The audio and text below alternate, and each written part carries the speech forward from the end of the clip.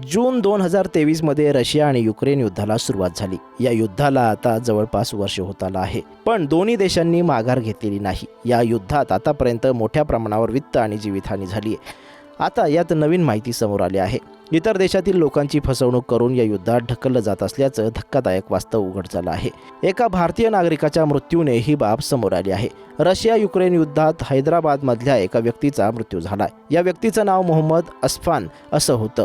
मोहम्मद अस्फान रशियाच्या लष्करातून युक्रेन विरुद्ध युद्ध लढत होता। एका एजंटनं नोकरी देण्याच्या बहाण्याने मोहम्मद अस्फानला रशियाला पाठवलं। तिथे त्याला थेट लष्कराबरोबर युद्धासाठी पाठवण्यात आलं होतं।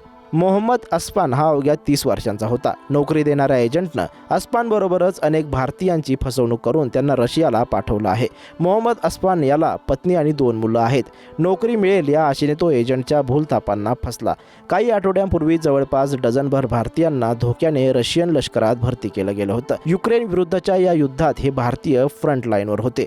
मोहम्मद अस्फान प्रमाणेच अनेक भारतीय रशियन लष्करातून युक्रेन विरुद्ध लढतायत। रशियात जवळपास 100 भारतीय नागरिकांना रशियन लष्करात सहभागी करून घेतला आहे, पण हा आकडा जास्त असल्याची शक्यता वर्तवली जात आहे।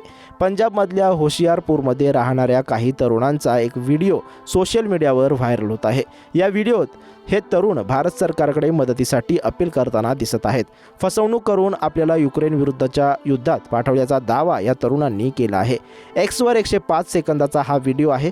यात 7 तरुण रशियन सैन्याचे कपडे घातलेले दिसत आहेत। यातला एक तरुण व्हिडिओ रेकॉर्ड करत आपली व्यथा मांडताना दिसतोय। या तरुणाचं नाव गगनदीप सिंह असल्याचं समोर आलं आहे। गगनदीपनं दिलेल्या माहितीनुसार हे सर्व तरुण रशियात नव्या वर्षाच्या स्वागतासाठी गेले होते। त्यांच्याकडे 90 दिवसांचा व्हिसा होता। तिथून या तरुणांना बेलारूसला जायचं होतं। रशियात एका एजंटनं बेलारूसला पाठवण्याचं आश्वासन दिलं। बेलारूसला गेल्यानंतर तो एजंट अचानक गायब झाला। तिथल्या पोलिसांनी या तरुणांना ताब्यात घेतलं आणि रशियन सैन्याच्या हवाली केलं। या तरुणांकडून जबरदस्तीने काही कागदपत्रांवर सही करून घेण्यात आली। या तरुणांवर युक्रेन विरुद्धच्या लढ्यात उतरण्यासाठी दबाव टाकला जात आहे।